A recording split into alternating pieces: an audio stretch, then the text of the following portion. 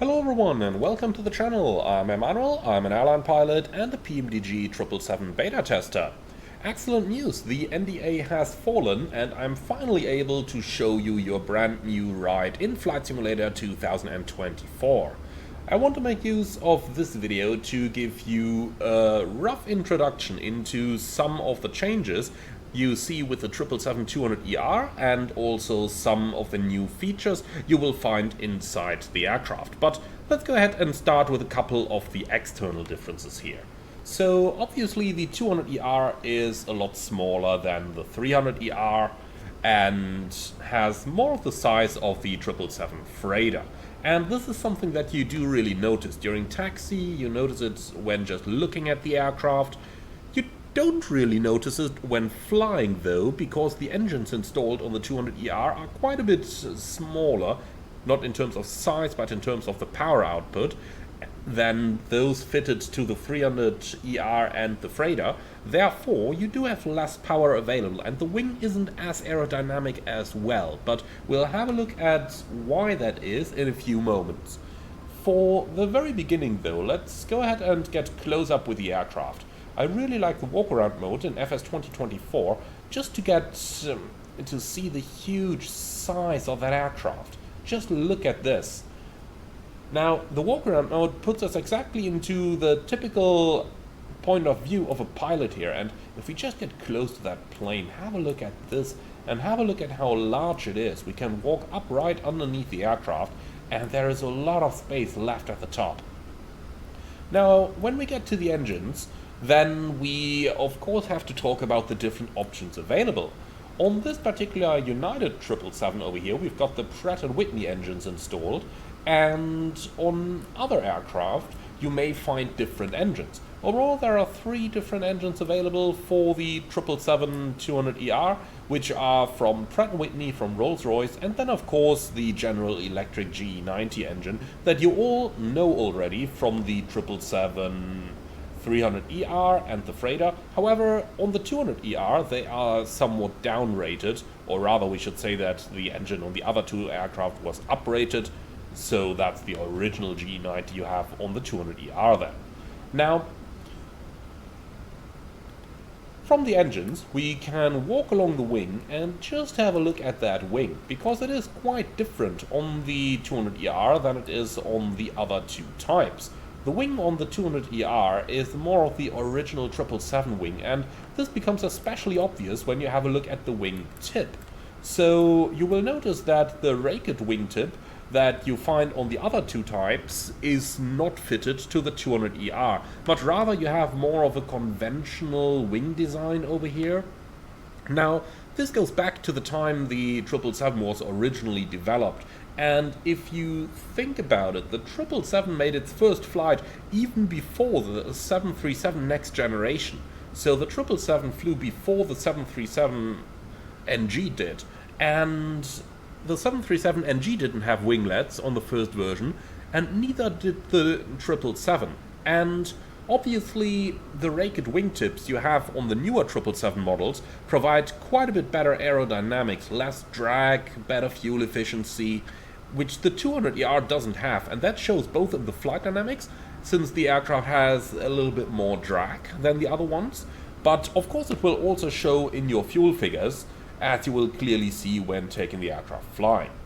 Apart from that, the 200ER just looks amazing if you ask me. If we just take a look at this over here, standing in Denver and just looking at the aircraft,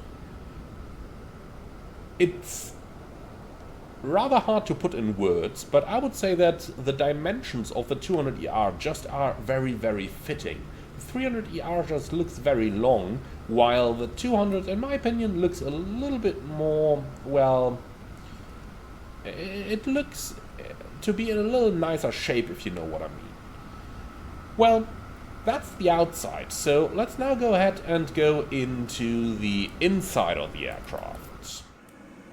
And here we are. So the aircraft is not powered by bleed air at the moment.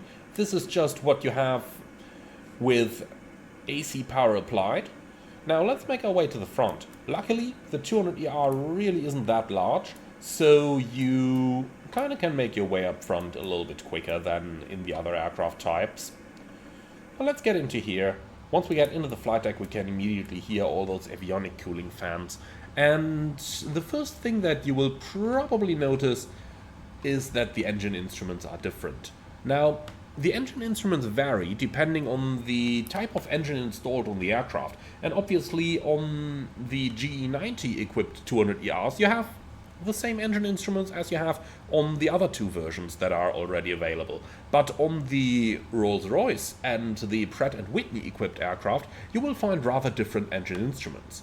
We're sitting in a Pratt & Whitney equipped aircraft right now, and you can see that it is powered by EPR. This immediately makes the ICAS look different, since you now have 3 different indicators on the ICAS versus 2 as you have with the General Electric powered aircraft.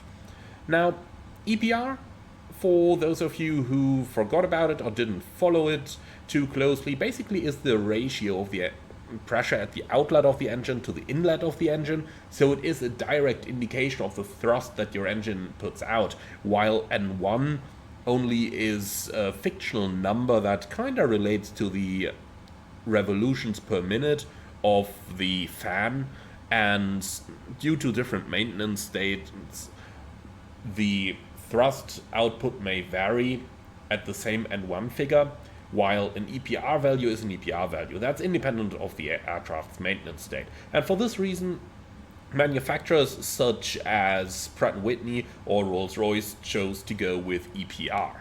Now, the Pratt & Whitney engine fitted over here is a 2-spool engine. So you can see we've got N1 over here, then we have N2 down here, while the Rolls-Royce engine is a 3-spool engine, so you'll find an N3 indication as well. Now, there is another difference between those engine models, and I'm sure that, as all of you know, on the General Electric equipped aircraft, you start the engines after one another. So you first start either engine 1 or engine 2, and then you start the other one. That's different on Rolls-Royce and Pratt & Whitney equipped aircraft. On those aircraft, since the engines need less bleed air than the GE90 does, you can actually start both engines at the same time in a similar manner as how you do it on the Boeing 787. So you will not find any dedicated switches or something, but you simply put both starters on, then you put both fuel control levers on, and both engines are going to start up at the same time. The APU is powerful enough to be able to provide enough bleed air that you're able to start both engines at the same time in the Pratt & Whitney and the Rolls-Royce engines.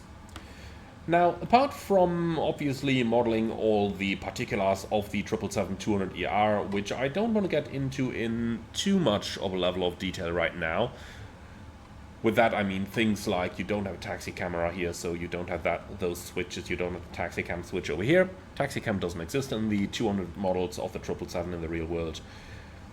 But apart from all those things, PMDG have obviously worked a little bit on the Universal Flight Tablet as well, and the outcome is a new page, which is the weight and balance page that you can find down here.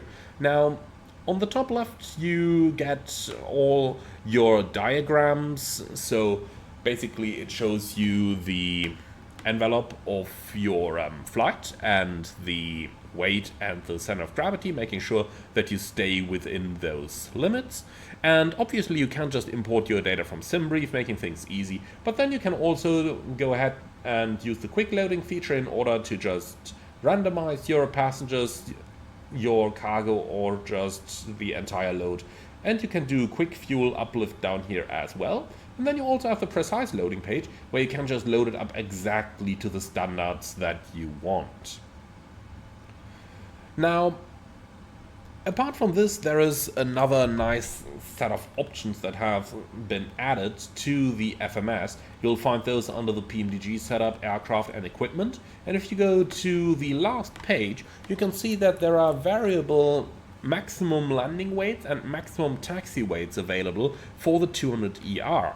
Now, when the aircraft first entered service, you had those lower weights, and then later on, when airlines had more demands, Boeing upgraded the aircraft so that it could carry 10,000 pounds of extra weight. You can see you can also change the maximum taxi weight down here, so all these nice little things. Well, and that's a general overview at the 777-200ER. Now, stay tuned for our first flight, probably going to release at about 0900 UTC today. Really looking forward to it. I think you can probably gather what we're going to do with it. And well, from here on, thank you very much for watching. I'm looking forward to show you guys the aircraft in action, but for the time being, sit back, relax, and enjoy the upcoming previews. Thank you very much for watching, like, comment and subscribe, and if you really love what I'm doing on this channel, I would appreciate a small donation through the Buy Me Coffee link in the video description below.